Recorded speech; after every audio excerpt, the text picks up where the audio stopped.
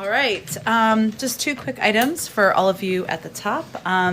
As we shared from the podium a few weeks ago, the White House recently established the Supply Chain Disruptions Task Force, co-chaired by the Secretaries of Commerce, Transportation, and Agriculture, to bring a whole-of-government approach to addressing the near-term supply chain bottlenecks and supply constraints. The task force has been actively engaging with a broad set of stakeholders to diagnose problems and identify solutions. And we want to share a few examples of recent engagements, given this is of great interest. Alex asked about it just a few minutes ago, or a version of it. On home building, Secretary Raimondo and senior commerce officials have been meeting with timber and logging companies, sawmill operators, retailers, appliance makers, and home builders from across the nation, and will meet in the coming days with affordable housing and labor leaders to ensure the challenges in the home building supply chain are thoroughly understood from every angle to address bottlenecks in the sector.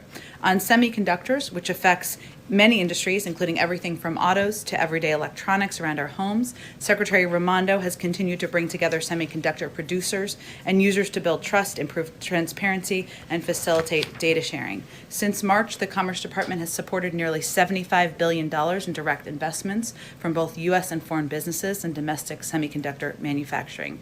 And as for the Department of Transportation, under Secretary Buttigieg's leadership, the agency is helping address the country's truck driver shortages by supporting state DMVs as they return or even exceed pre-pandemic commercial driver's license issuance rates. In 2021, an average of 50,000 commercial driver's licenses have been issued each month, which is 14% higher than the 2019 monthly average and 60% higher than the 2020 monthly average. So clearly, their work is ongoing, but wanted to provide you a bit of an update about their outreach. Finally, in vaccine sharing news, on Sunday, we will send 1.5 million doses of Moderna to El Salvador. Sorry, I will do the week ahead. Now, as we look to the week ahead, which of course includes this weekend, because the president has a busy schedule, on Saturday he will travel to Traverse City, Michigan, with Governor Gretchen Whitmer as part of the administration's nationwide America's Back Together tour to celebrate our country's progress against the virus. While there, he will visit a cherry farm where he will highlight the benefits of the bipartisan infrastructure framework and what they will do to deliver to communities across the country. After his visit to Traverse City, he will travel to Wilmington, Delaware, where he will remain overnight. On Sunday, the president and the first lady will return to the White House, where they will host a 4th of July barbecue with essential workers and military families on the South Lawn. At 7:30 p.m. on Sunday night, the president will deliver remarks to celebrate Independence Day and independence from COVID-19. And later that night, the National Mall will be open for the traditional Independence Day fireworks display so friends and family can gather together to celebrate our independence from the virus. On Monday, the president will not have public events. It is a federal holiday, and next week we will have more details, hopefully in the coming days, but he will continue to amplify the benefits of the bipartisan infrastructure framework, the American Families Plan, and again, we'll have more announcements about in the coming days. Last thing, Emily, who many of you know, she's going to get embarrassed, is a part of our amazing press team. She is the spokesperson on economic issues, not an easy thing. So she's here, hasn't been in the briefing room today, so wanted to welcome her here and thank her for all of her work, and also to Chairman Schiff, who let me steal her from him, which I'm very grateful for every day. So just wanted you to all know Emily if you don't already know Emily. Josh, go ahead. Awesome. Josh definitely knows Emily. Yes. Yes. Given last night's announcement on holding federal executions, is the president satisfied with the moratorium as it stands, or does he want to go further? And does he believe that Justice Department lawyers should continue to seek the death penalty in cases, or should they hold off? Well, I will first say, Josh, that the president made clear, even during his first conversations with then Judge Garland about the job, that he wanted to see an end to executions. And the announcement that was made today is he's pleased to see that the Attorney General is taking steps forward, which will put a stop to executions at the federal level during this review. And that is what's ongoing, and he feels that's an important step forward in delivering on that discussion. And then secondly, with regard to the president and sexual assault cases and kind of where they are in the military chain of command, the president stopped short of where Senator Gillibrand is on having independent prosecutors handle felonies that call for more than a year in prison. What is the White House's thinking on kind of the decision relative to that proposal? Well, first I would note that we put out a statement from the president, and let me just highlight some components of that for all of you, because this was an important step forward. in his view today. He strongly supports Secretary Austin's announcement that he is accepting the core recommendations put forward by the Independent Review Commission on Military Sexual Assault. He views sexual assault as an abuse of power, an affront to our shared humanity, and sexual assault in the military is doubly damaging, in his view, as it also shreds the unity and cohesion that is essential to a functioning U.S. military and to our national defense. He also noted, and just to answer your question, that he looks forward to working with Congress to implement these necessary reforms. He's grateful for the leadership of Senator Gillibrand, the work of Senator Ernst, Representative Speer, and Representative Mullen, who have worked in strong bipartisan way to move this forward. And certainly he feels that this announcement and the decision by Secretary Austin is a step forward. Go ahead. Same two subjects. First to the death penalty. There had been a campaign pledge to introduce legislation to end the federal death penalty. Is that still current? Again, I would say that the president felt it was so important that it was a part of his discussion with the Attorney General when he interviewed him and talked to him about the job. He is now, the Attorney General today announced that there will be a halt in executions while there's an important review, and the president feels that's an important step forward. Some advocates have called on him to commute all federal death penalty sentences. That's different than what the Attorney General did.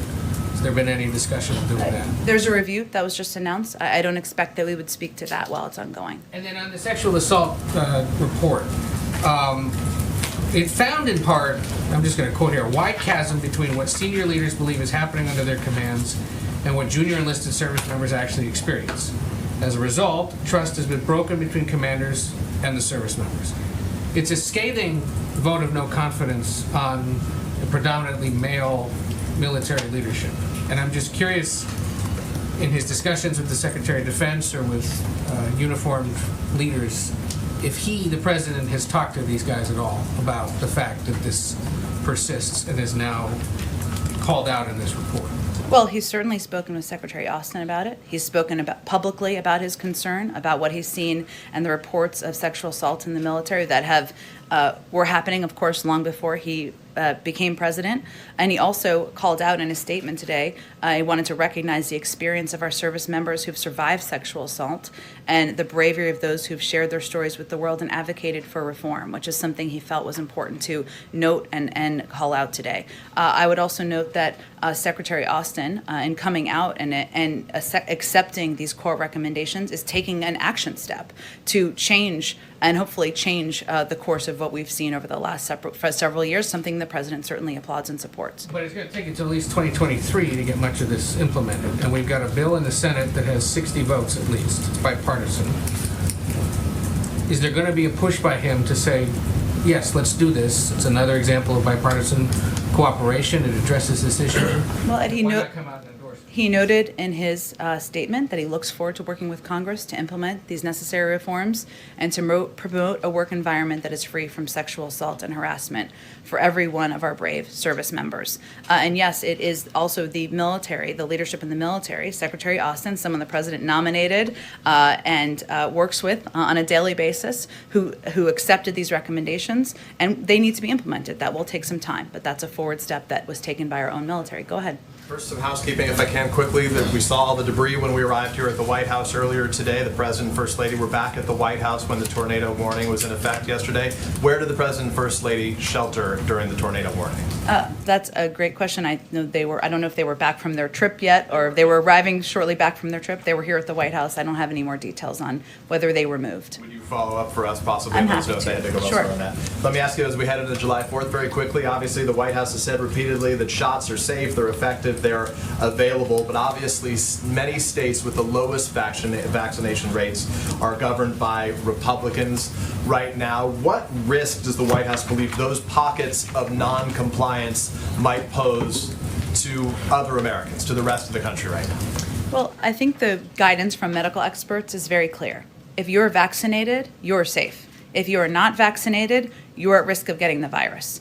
And the Delta variant, the transmissibility of it, which we've seen from medical experts who have made clear that it is far more transmissible, it can be deadly, it can make people incredibly sick, is just a reminder of what risks people are putting on themselves if they don't get vaccinated. And then, so for clarity though, what risks, to my question, what risk do you think those pockets of non-compliance pose, not just to themselves, but to the rest of the I country? wouldn't look at it as pockets, Peter. I would look at it as individuals in those pockets who are not vaccinated are certainly at a significant risk given the transmissibility of the Delta variant. But you don't think that risk is larger than those individuals in If those areas? individuals are vaccinated in those areas, then they are protected. We have seen, also had some news this morning about the effectiveness of J&J, but also we know that Moderna and Pfizer are effective in fighting and protecting individuals from the Delta variant. I'd also note that we announced just yesterday our plans for a surge team, largely in response to the rise of the Delta variant across the country, that will include the physical deployment of personnel, virtual assistance, direct sharing of resources. We've already deployed this a team to Colorado to collaborate with the local Department of Health in Mesa County, and that's something we will continue to work with communities across the country to implement to address the rising threat of the Delta variant. And given the White House is going to fall shy of its 70% goal for at least one shot in the arms of adults right now, is the White House done setting goals? Will you continue to do that, or do you think that there's no longer effective? Well, first, that's one way of describing it. Another way of describing it is that we are on track once the data comes in to report that 70% of adults 27 and older have received at least one dose of the vaccine. That's a significant step forward, something we're incredibly proud of. It's a reflection of the leadership of the president, of the organizational expertise of the team he's hired, and that's an enormous step forward. That's also why deaths and hospitalizations have fallen by more than 90% since January. We feel it's important to set bold, ambitious goals. Even though we are on track to reach that goal for individuals 27 and up, our job is not done. The work continues even on July 5th. On COVID, will we set a new goal? Is there a new goal that you're targeting? I have no new goal to set today, but again, we feel that it's important to set bold and ambitious markers and hold ourselves to account.